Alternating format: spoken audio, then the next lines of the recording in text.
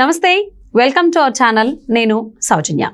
Megastar Chiranjeevi గారు ఎప్పుడైతే కూటమికి మద్దతు పలకడం జరిగిందో వెంటనే వైసీపీ ఉలిక్కిపడి సజ్జల రామకృష్ణ ప్రెస్ మీట్ పెట్టి కూడా చాలా మాట్లాడారు. సో 2 రోజులైతే మాట్లాడారు, కానీ తర్వాత ఎందుకో కొంచెం సైలెంట్ అయ్యారు.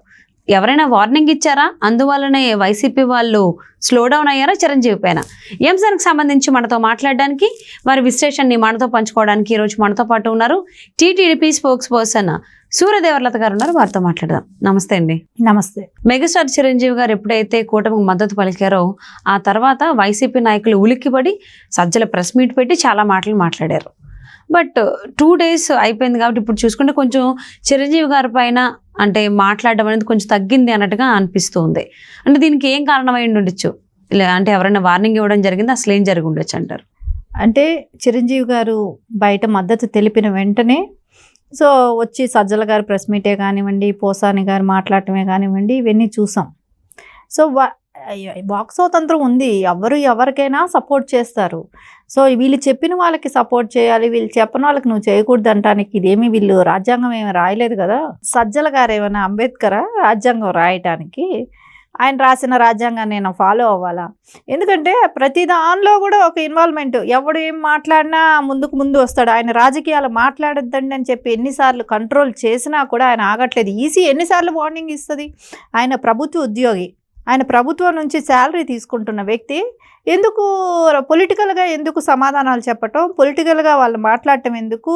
జగన్మోహన్ రెడ్డి సింగిల్గా వస్తాడు, మీరంతా గుంపుగా వస్తారు, ఒక రజనీ సినిమా డైలాగ్ పట్టుకొని ఆయన పక్కన ఎవడు పక్కన ఉండటానికి భయపడుతున్నాడు అనేది ఊహించుకోవట్లేదు. సింగిల్గా ఎవరు ఉంటారు? సింహంతో పాటు ఎవరైనా ఉండగలుగుతారా?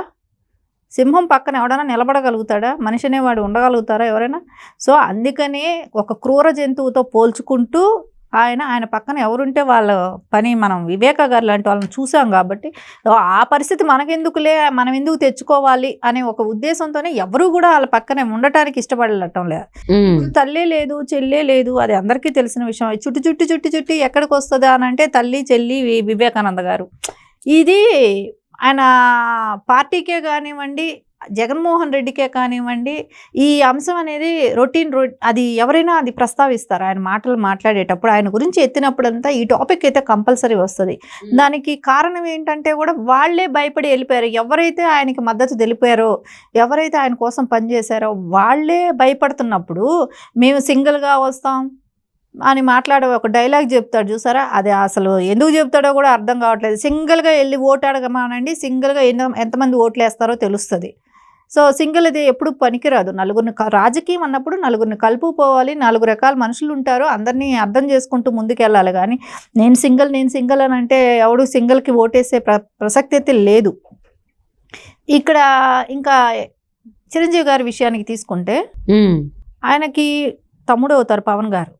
సో ఆయనకి ఖచ్చితంగా ఆయనకి సపోర్ట్ చేసే అవకాశం అయితే ఉంది. ఆయన అదేలాగా 5 కోట్లు ఫండ్ ఇవ్వటం కూడా పార్టీకి జరిగింది. సో ఆయన జస్ట్ మద్దతు తెలిపాడు. ఆయన రేపు పొద్దున ప్రచారానికి వచ్చినా రావచ్చు. ఎందుకంటే ఆయన ఈరోజు మద్దతు తెలిపారు, అంతకుముందు రోజు 5 కోట్లు ఫండ్ ఇచ్చాడు, తర్వాత ఆయన ప్రచారానికి రావచ్చు, చెప్పలేము. సో దానికి ఎందుకు వీళ్ళు ఉలిక్కి పడుతున్నారు? ఒకవేళ సరే వాళ్ళంతటా వాళ్ళే ఆగిపోయారన్న రీజన్ ఏముంటుందంటే, ఇప్పుడు కాకులు అరుస్తూ ఉంటాయి కానీ వాటిని పట్టించుకోకపోతే అరిసి అవే వెళ్ళిపోతాయి. సేమ్ ఇప్పుడు ఇక్కడ కూడా అంతే. ఎవరైనా దానికి రిప్లై ఇస్తానో, వాళ్ళకి సమాధానాలు చెప్తానో, ఇంకా అట్లా చేస్తూ ఉంటే వాళ్ళు ఇంకా బాగా ఆరవటానికో, లేకుంటే ప్రజల్లో నుంచి ఏమైనా స్పందన వస్తుందా? వీళ్ళు మాట్లాడేదానికి అంత రివర్స్ అవుతుంది కదా. వీళ్ళు ఏం మాట్లాడినా ప్రజల్లో కూడా ఎట్లా అనిపిస్తుంది? ఎట్లా చేసినా వీళ్ళకి ఎవరినో ఒక పవన్ కళ్యాణ్ గారినో, లేదంటే చిరంజీవి గారినో, ఇప్పుడు చిరంజీవి గారు లేకుంటే చంద్రబాబు నాయుడు గారిని, లోకేష్ గారిని, వీళ్ళనైతే టార్గెట్ చేసిన వాళ్ళే కదా. సో వీళ్ళ గురించే వీళ్ళు ఎప్పుడు ఉన్నవి లేనివి మాట్లాడి అసలు జరిగిన ఇష్యూని గురించి పక్కన పెడతారు, జరగని ఇష్యూని గురించి ఏదో మాట్లాడుతూ ఉంటారు. సో ఎంతసేపు పెళ్ళిళ్ళు అవి ఇవి నాన్సెన్స్ ఇవి తప్ప కానీ వాళ్ళకి ఇంకా ప్రజా సమస్య మీద మాట్లాడటము, వాటి గురించి డిఫైన్ చేయటము, మనం రేపు ఫ్యూచర్లో ఏం చేస్తామని చెప్పటము ప్రజలకి. రేపు పొద్దున వాళ్ళు క్యాంపెయిన్ చేస్తున్నారు, మేము ఇది చేస్తామనేది చెప్పమానండి. ఇప్పుడు మేము సూపర్ 6 పెట్టాం, సూపర్ 6 పెట్టిన తర్వాత మళ్ళీ 3 పథకాలు ఎక్స్ట్రా పెట్టాం, ఇంకా 2 ఎక్స్ట్రా వస్తున్నాయి. అంటే మేము ఇవన్నీ మేము ఫాలో చేస్తాము అనేది మేము ఖచ్చితంగా చెప్తున్నాం. ప్రతి కార్యకర్త కూడా డోర్ టు డోర్ తిరుగుతూ ఇవి మేము చేస్తామనే భరోసాతో తిరుగుతున్నాం. కానీ వాళ్ళు ఏం చేస్తారనేది చెప్పకుండా ఊరికే ప్రతి వాళ్ళ వ్యక్తిగతం గురించి అన్న తమ్ముడికి సపోర్ట్ చేశాడంటే తప్పు అంటారు. ఎవరో ఒక ఆర్టిస్ట్ వచ్చి ఇంకొక వాళ్ళకి మద్దతు తెలిపారు ఇంకొక పార్టీ కంటే తప్పు అంటారు. ఇప్పుడు వాళ్ళకు కూడా ఎవరైనా తెలపచ్చు, అది తప్పని నేను అనను, మేము కూడా అనము. కానీ వాళ్ళ వైఫల్యాలు ఎత్తి చూపిస్తాం. రేపు వాళ్ళు చేసిన వాళ్ళ మూలన ఏమీ అభివృద్ధి జరగలేదనేది మేము చెప్తాం. అంతేగాని ఎవరు పర్సనల్కి వెళ్ళటం మాట్లాడటం. ఇంకోటి ఇప్పుడు కూడా కోర్టు ఒకటి డెసిషన్ తీసుకుంది కదా, పవన్ కళ్యాణ్ గారిని వ్యక్తిగతంగా దూషించినందుకే కానివ్వండి, ఇప్పుడు ఈసీ ముటికాయలు వేయటం జరిగింది. సో రేపొద్దున అది మళ్ళీ కంటిన్యూ అయితే కోర్టుకు కూడా వెళ్ళే అవకాశాలు ఉంటాయి. అంటే అసలు ఎందుకు చిరంజీవి గారి పైన మద్దతు తెలిపిన కొద్ది గంటల్లోనే అందరూ ఒకేసారి ఆయన మీద పడిపోయి ఆయన మీద కామెంట్స్ చేసి ఇప్పుడు ఎందుకు సైలెంట్ అయ్యారనుకోవచ్చు? అంటే పవన్ కళ్యాణ్ ఒక సభలో మా అన్న గురించి కనుక మాట్లాడితే అన్నట్టుగా ఆయన ఒక కైండ్ ఆఫ్ స్వీట్ వార్నింగ్ ఇచ్చినట్టే తెలుస్తుంది మనకి. దానికి ఏమన్నా భయపడి జగన్మోహన్ రెడ్డి ఎందుకు మెగాస్టార్ని కెలక్కండి అని ఏమన్నా చెప్పుండొచ్చా? అది కాదు, ప్రజల్లో నుంచి వ్యతిరేకత అనేది వస్తుంది. వీళ్ళు ఇప్పుడు పవన్ కళ్యాణ్ గారిని పర్సనల్ అటాక్ చేశారు. మళ్ళీ చిరంజీవి గారు ఏదో మద్దతు తెలిపినంత మాత్రానే ఆయన్ని కూడా పర్సనల్గా వెళ్ళి అటాక్ చేయటం అనేది ఎవరు కూడా హర్షించరు. సో అందుకోసం ప్రజల్లో నుంచి వ్యతిరేకత అనేది వస్తుంది కాబట్టి మనకెందుకు దీని మూలాన్ని ఇంకొక తలనొప్పి పెట్టుకోవటం. సరే ఇప్పుడే మనం గులకరాయి విషయంలో అదే వ్యతిరేకం అయింది, ఆదిత్య ఇంజనీరింగ్ కాలేజీలో అదొక వ్యతిరేకత అయింది, ఇప్పుడు చిరంజీవి గారి గురించి మాట్లాడి ఇంకొక వ్యతిరేకత. సో ఎక్కడికెక్కడ వాళ్ళు ఏం ప్లాన్ చేసినా అది వెనక్కి వస్తుంది కాబట్టి ఖచ్చితంగా వాళ్ళ ఆలోచన అయితే ఎలా ఉంది. సో మనం ఇప్పుడు చిరంజీవి గారి గురించి మాట్లాడుకున్నాం అంటే బెటర్. సో మాట్లాడాల్సిందని మాట్లాడేశారు, చేయాల్సినవన్నీ చేసేశారు, కానీ దాన్ని ప్రొలాంగ్ చేయకూడదు అనేది ఏదో ఆగారు.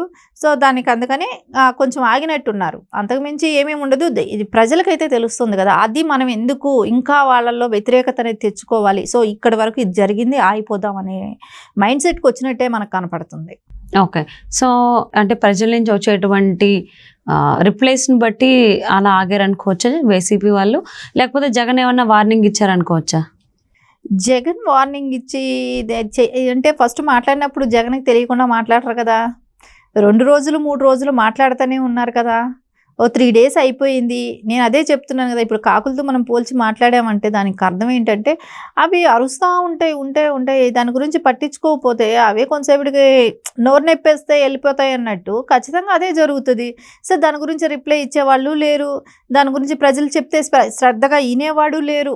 ఇప్పుడు ఒక టాపిక్ మనం తీసుకున్నప్పుడు ఆ టాపిక్ను ఎవరైనా వినాలన్నా చేయాలన్నా కూడా దాని మీద ఒక పాయింట్ లేకుంటే అది ఏమైనా ప్రజలకు ఏమైనా నష్టం కలిగించేదా, మనం ఏమని చెప్తాం చెప్పండి? ఒక అన్న తమ్ముడికి సపోర్ట్ చేశాడు, సో ఆయనకు నచ్చిన పార్టీ ఇదేని చెప్పి దానికి ఓటేయమన్నాడు అని చెప్పడం ఎక్కడైనా మిస్టేక్ ఉందా?